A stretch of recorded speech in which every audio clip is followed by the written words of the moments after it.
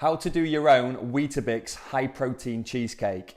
Now for starters, it's nothing to do with cheese. There's no cream cheese or anything like that in it. It is just layered like a traditional cheesecake. Let's start off by going through the ingredients and what you need. So you need Weetabix first of all, splash of almond milk. That's just going to flatten the base layer of the Weetabix. The main high protein products are going to be some high protein Greek style yogurt, or any sort of zero fat Greek yogurt will be good. They're all high protein. And 2 scoops or 1 scoop of protein powder. Now you can obviously change the flavors of these by going for chocolate, vanilla, banana. You can mix it up with your protein flavors because that's going to mix in with the Greek yogurt to make the main layer. Then you also can add fruit. I like to add some sliced bananas just above the Weetabix before I then put my main layer on. And then toppings could be some chopped fresh fruit, or you could even sprinkle like a little bit of granola on top if you wanted a bit of a crunch. Other options could be adding some peanut butter, adding some chocolate sauce, different fruits. You can make it a bit more tropical. You can make it a little bit more like biscotti and Lotus biscuits on top and things like that. You can really sort of turn it more into a dessert, or keep it a bit more lower in calories and just go for fresh fruits, getting you 5 a day and keep it more breakfast style. What I like to do, especially because this is like a 500-gram pot of Greek yogurt, is just do it all in one go and make 2 rather than just going for 1 and sticking the rest in the fridge. I'm just going to prep 2 meals. I might have one now, I might have one tomorrow or another time, and I'm just getting everything out and doing it all in one go, which makes it a lot easier as well. Okay, equipment, or whatever you want to call it, is a bowl, mixing bowl, scales. Everybody should have scales. To be honest, I would be able to do this without scales, but I'm just going to show you anyway for the video, because like I say, I am going to half this pot. I know how much is in this pot. I can scan the barcode, I can read the food label. I obviously know how much is in a couple of Weetabix biscuits, and I know how much is in a scoop or 2 of protein powder. The only thing I might want to weigh out is my fruit, if I'm chopping up fruits, bananas, and adding some granola. So that would be the main use of the scales in this case. Everything else, I wouldn't need the weighing scales because it's all the measurements are all recorded on the packaging. Okay, I like these ceramic, like these glass, like Tupperware tubs. These are really good. They seem to stay fresher in the fridge. They've obviously got the plastic lids. They've got the open tops as well for when you're reheating things. And they just, yeah, everything seems a lot fresher, and you can obviously see it. It's nice and clear. So I'm going to open up 2 of these. Quite a nice size as well. They're not too big. They're good for like pack ups and sticking in the microwave. So I'm going to open up 2 of these, and then I'm going to grab 2 because I'm doing 2. I'm going to put 1 in there. 1 in there.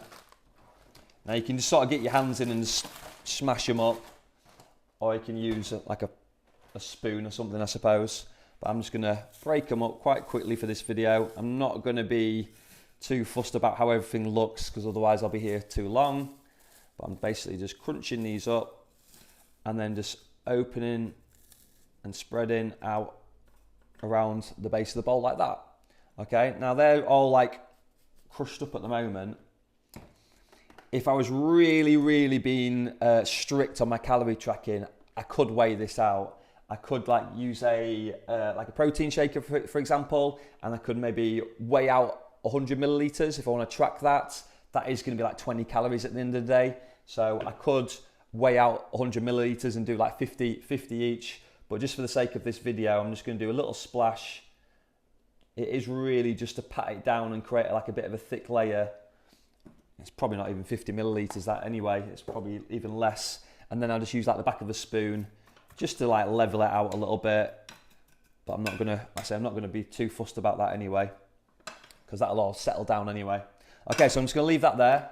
I'm going to get a fairly big bowl, and I'm just going to use this whole 500 grams. Okay, so I can scan the barcode.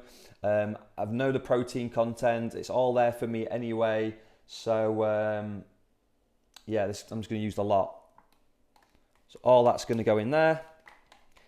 And then I want a scoop of protein in for each serving as well. That's how I'm going to log it, and how I'm going to get a good sort of 55, I think it's 55 grams of protein. I can't remember what I put on my Fitness Pal, and I'm obviously recording on my phone, so I can't check. I also have this all saved as a meal. So because I do this quite a lot now, even if I slightly change the products and the brands, as long as they are, pretty much identical, I just log the meal every time. So like I say, it takes away some of the weigh-in, some of the login, some of the tracking, because it's all just saved on my phone. It's like, say, you do the job once, and then it's then saved on your phone, and you can do it anytime.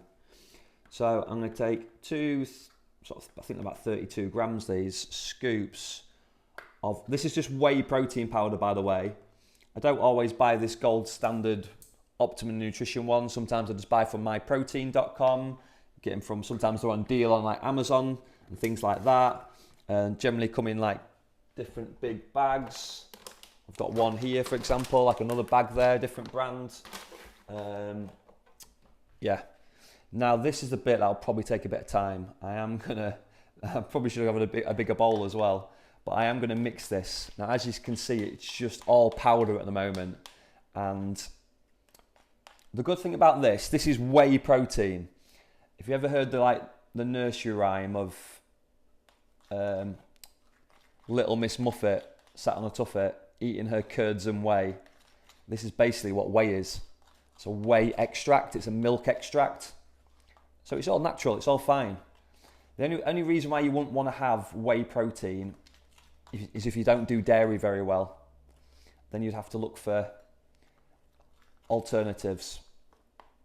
But there's quite a lot of different alternatives out there, whether you're vegan, there's like clear whey, there's different types of protein. You can get like soy and bean and different products. But generally, if you're fine with like milk and dairy and things like that, then you want to go for just a nice normal whey protein. I say no extras, no fancy like diets or bulks or BCAAs or any added extras, and you just want the basic. The one from My Protein is called Whey Impact, and that one's just like, I don't know why it's gold standard. I think it does have some BCAAs and some creatine in it, but I'd say that was actually on a deal on Amazon. I just got it because it was on an Amazon deal or something like that. Right, now you can see it's turned into like a chocolate pudding. Okay, I probably could do with a little bit more mixing. This is the main task. The main time consuming part is just mixing the whey protein.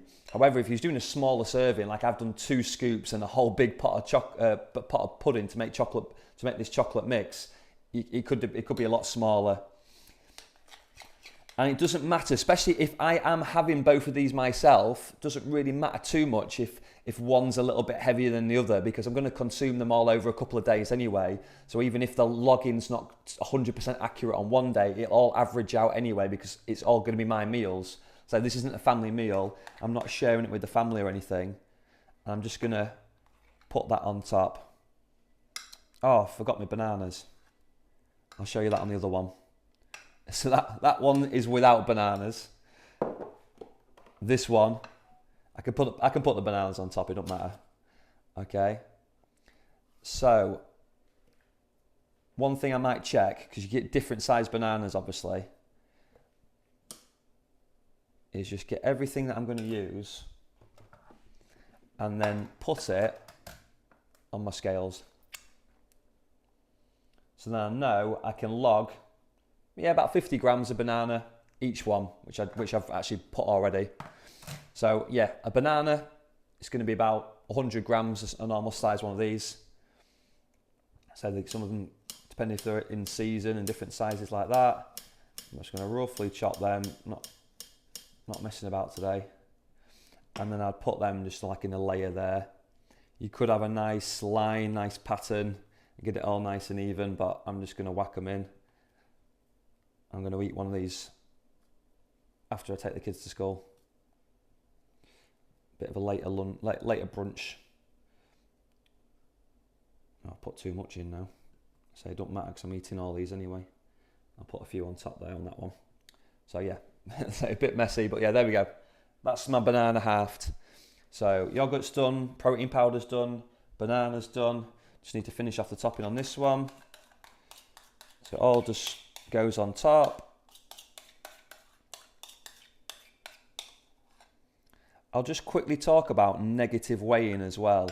So if I wanted to weigh out some yogurt and I wanted to put the rest in the fridge, and I don't know, maybe I didn't want to do it from a bowl, what I could do is put my yogurt on top, set it to 0, and then when I take yogurt out, it will then say minus 10 grams, 20 grams, 30 grams, whatever it might be. So then it's kind of negative weighing out my yogurt pot, so then I know how much to log. That could be the same if it was like a jar of mayo or some jam or spreading some butter, rather than like balancing your toast on some scales and spreading a thin layer of butter on top to log 5 grams of Lurpak, for example. You could just negative weigh it. And that's, like I say, the beauty of having scales. As long as I'm sure all scales must have that negative weigh function, you know, where it says like -10 or -1 or whatever you're pulling out. Right, I've probably got a little bit more to scrape off there, but I'm not going to bother for this video. Okay, and that is literally about it. That could be it. I've got my layer of Weetabix, splash of almond milk. I've mixed my high protein powder with my high protein Greek yogurt, made it nice and tasty. Added some banana flavours. Bananas are a pretty overpowering flavour anyway, so you're going to get a real chocolate and banana kick from all that. That's going to be super filling by itself. And yeah, that's like 400 calories. I can't remember what I put, but I'm going to say about 50 grams of protein. And then if I wanted to add extras, I say it could be a little bit of peanut butter if I've got the calories spare. I wanted to add a bit of peanut butter. I could chop up some strawberries. I could sprinkle them on top. So there's like 13 grams. I mean, they're mainly water strawberries. They're going to be, you get loads of strawberries for your calories. And obviously we're trying to think about your fibre and your 5 a day as well. So there's like 40 grams of strawberries, which I could log. And then I might just add a bit of crunch, bit of protein granola. I say not really that high in protein, but I do like the different textures and flavours. So I might just do 5 grams on top as well. So I've got one batch ready and done. That can be for my dessert later on, or even tomorrow or another day. And then that could be my breakfast now. That's really high in protein, really easy. Like I say, no cooking, a little bit of chopping and mixing. But yeah, if you get up early enough and get it done, or you do it the night before, then you're kind of good as gold there. And as you can see, you've got your different layers. I say it's a bit of a messy version that, but really good. So desserts, breakfast, mix and match, have half now, half later, stick it back in the fridge. It'll last long, link it in with your 5 a day and your high protein, and just keeping calories low as well if you like. Hope that helps. And yeah, I'll leave it there. Thanks. Have a good day.